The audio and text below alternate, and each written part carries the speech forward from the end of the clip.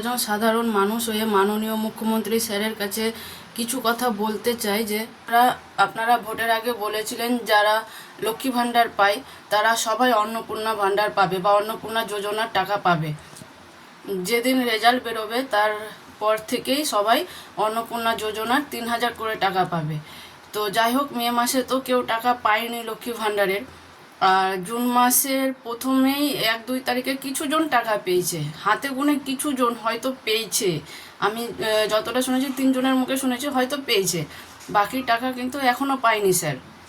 দেখুন, আপনারা তো অনেক রকম ক্রাইটেরিয়া রেখেছেন যে ছাদের ঘর থাকলে দিবেন না, বা দুটোর বেশি 3টে ঘর থাকলে দিবেন না, বা কারো হাজব্যান্ড সরকারি চাকরি করলে দিবেন না।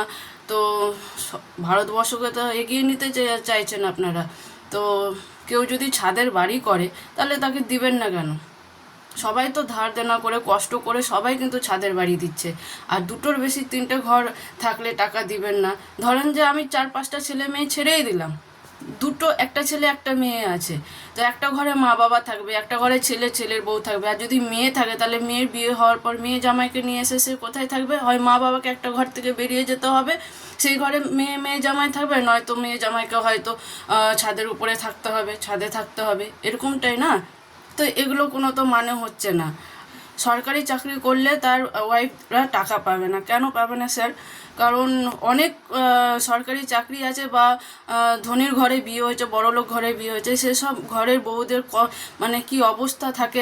আমি সবার কথা বলছি না, সব বউরা যে কষ্ট পায় বা কষ্ট দেয় শ্বশুরবাড়ির লোক সেটা বলছি না, কিন্তু অনেক শ্বশুরবাড়ি আছে যে স্বামী চাকরি করে, শ্বশুরবাড়ির সবাই চাকরি করে, অথচ সেই বাড়ির বউরা কিন্তু ভালো নেই, তাদেরকে ঠিক মতো হয়তো খেতে দেওয়া হয় না, মারে। কিছুদিন আগেই তো দেখলাম একটা মহিলাকে কি মার মেরেছে।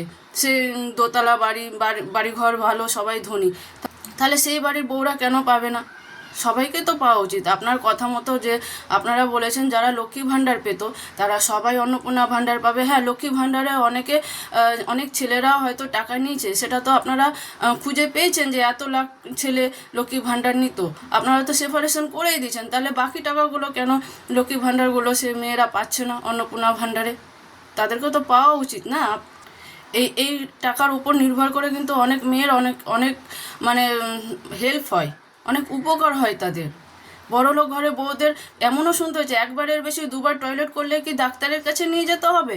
তো বড়লোক ঘরের বউরাও যখন অসুস্থ হয় তাদেরকে ডাক্তারের কাছে নিয়ে যাওয়ার আগে শ্বশুরবাড়ির লোক 10বার ভাবে যে কী করতে নিয়ে যাবো, থাক না, 2 দিন পরে ঠিক হয়ে যাবে। তো সেই টাকাটা যদি সেই বাড়ির বউরা পায় তো তাদের তো উপকার হবে স্যার। আপনি একটু ভেবে দেখবেন। আপনার কথা অনুযায়ী কিন্তু সব মেয়েরাই পাবে। অনেকে বলছে যে লক্ষ্মী ভাণ্ডারের টাকা নিয়ে যাচ্ছে পার্লারে, তো যাক না। আপনারা মেয়েদেরকে লক্ষ্মী রূপ দিয়েছেন, আপনারা মেয়েদেরকে অন্নপূর্ণা রূপ দিয়েছেন। হিন্দু শাস্ত্রে কোনো দেবীকে দেখেছেন যে তারা শৃঙ্গার ছাড়া আছে? সব দেবী, লক্ষ্মী, অন্নপূর্ণা, মা সরস্বতী, যে দেবীকেই দেখেন না কেন স্যার, সবাই কিন্তু মাথা থেকে পা পর্যন্ত শৃঙ্গারে ভরা। তো যাক না, সে যে টাকাটা বাঁচে সেই টাকা নিয়ে যদি কোনো কেউ পার্লারে যায়, বিউটি পার্লারে যায়, যাক। আপনার কথা মতো তো সব মেয়ে টাকা পাবে, সেই টাকা নিয়ে যদি কেউ বিউটি পার্লার যায়, যাক না, আপনি দিন না সেই টাকাটা স্যার। মানে এই টাকাটা সত্যি সব মেয়েদেরই দরকার। যারা গরিব তাদেরও দরকার, যারা মধ্যবিত্ত তাদেরও দরকার, যার স্বামী চাকরি করে তাদেরও দরকার, সব মেয়েদেরই দরকার। হ্যাঁ, যারা ভুয়ো টাকা নিত লক্ষ্মী ভাণ্ডারের ছেলেরা মেয়ে এসে যে টাকা নিত, আপনি তাদেরকে দেখুন, তাদেরকে আলাদা করে, যারা টাকা নিচ্ছে তাদেরকে পার্সেন্টেজ হিসাবে তাদেরকে সুদসহ টাকা নিয়ে নিন, কিন্তু মেয়েরা কেন সাফার করছে? মেয়েদেরকে তো সাফার করা উচিত না। আর এখনও তো সরকারি চাকরি, তো কত দিন ধরে সরকারি চাকরি বন্ধ আছে, সরকারি চাকরি তো পাচ্ছেই না মেয়েরা।